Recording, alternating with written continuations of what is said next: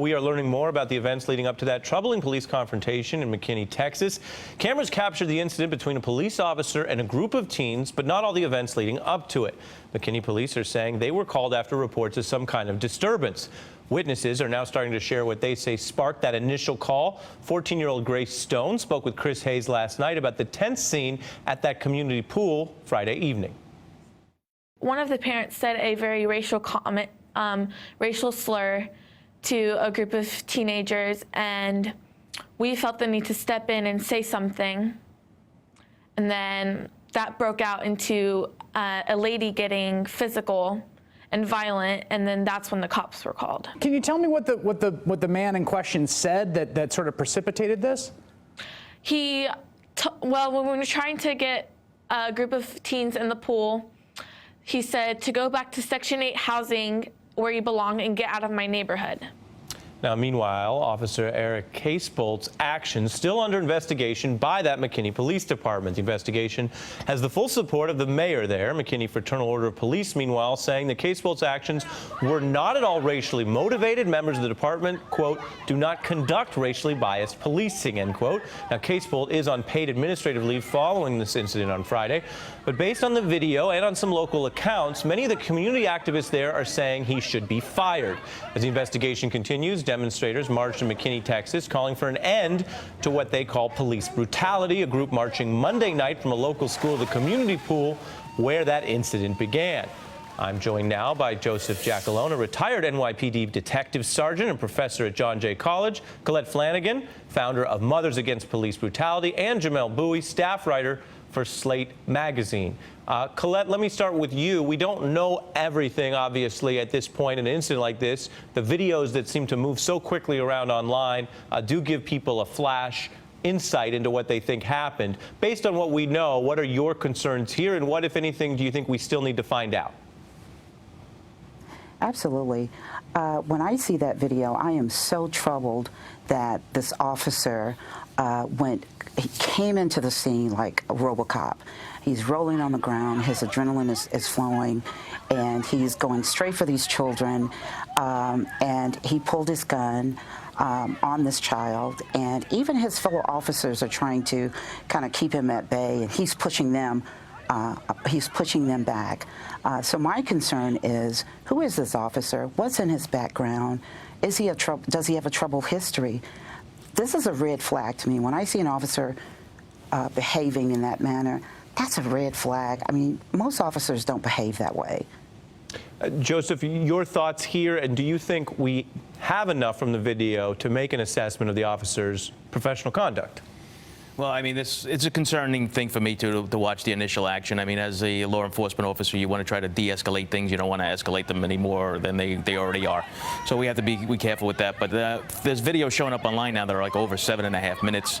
There's a lot to be looked at. Mm-hmm. There's a lot to be examined. You know, listen, and like everything else, each situation is, you know, with the dynamics of the situation, with the social interaction between the public and, of course, the psychological aspect of the officer, too. And those two seem to mesh here, and, you know, we might not have a very good result here. We're looking at different snippets of the footage. When he first arrives on a scene that does look like mostly minors, teenagers, and pulls his gun, can you say, from a professional view, was that possible and appropriate or inappropriate? Well, you know, I'm gonna go right in the middle, and because of the fact that there's two kids that look like they're trying to go behind him. You know, listen, I've been to a radio run where I have a disorderly group of youth at a warehouse, and we ended up in almost an 8-minute gunfight. So, you know, as the police, you take nothing for granted. But I would also, the main point here is what was in those 911 calls. What did the people say who called 911? To get these cops to respond the way they did. What did they think they were responding to? Right, because that's very important. Jamel, let me bring you in and speak about this more broadly in terms of the national attention, because it seems that we are having now repeat conversations in this country and in our political discourse that are always incident-driven. And so people end up disputing a lot about the individual incident, the individual people. In your view, is there a larger problem or story here that we should be focused on? I think there is, and I think this is what the social science backs up. If you look at sort of the history of American policing, if you look at a wide variety of studies conducted about a number of departments across the country in very different kinds of environments, from urban policing in New York to more rural policing, to policing on the West Coast, to policing in the South, you see similar issues and similar concerns and similar problems of a mismatch between police departments and the people they're policing. And so for me, on one hand, these kinds of incidents do, I guess, rejuvenate the conversation. But at this point, I think it's time. I think we're past the point where we need regular reminders that there's something happening and there's something wrong in the interactions between police officers and police departments and communities.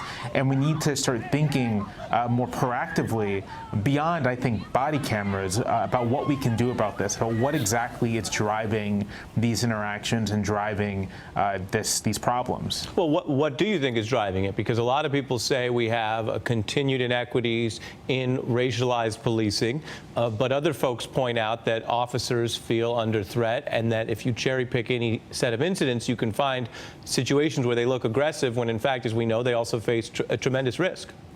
So I'll give one example of the kind of broader issue that I think we ought to be discussing.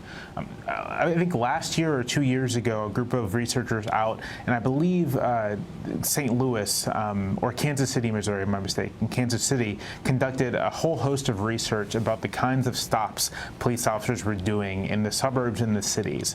And what they found was that among traffic stops, ordinary getting a stop for a ticket or so on and so forth, there were no racial disparities, and that if you talk to African-American drivers who experienced regular traffic stops, they were fine. They weren't angry. They didn't feel they had been discriminated against. They understood that they had broken a law or a traffic law and were receiving the appropriate consequence.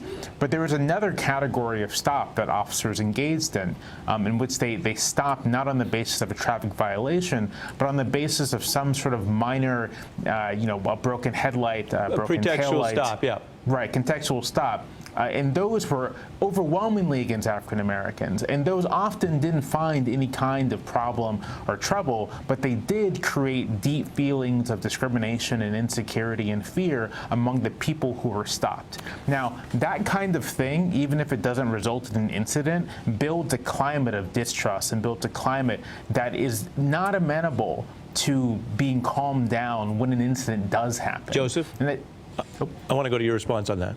Well, yeah, sure. Listen, the statistics are proving that we might have a problem with the racial disparity. I think St. Louis just put out another report, and it basically said the same thing. And this is something that, you just can't say, well, we're going to shelf it. We have to look at it. What's the process? What's the procedure? And what's the policies on these things? And how is it going? And why is this happening?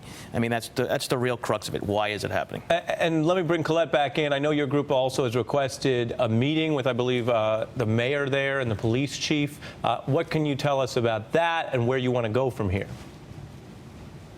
Well, when we look at McKinney, once the protesting is done and the media has gone away, those people have to live in McKinney. And we know that McKinney needs systemic changes. 70% African American, 15% Hispanic, and about 10% African American, 70% Caucasian. But the city council is a complete white council, and they're all male.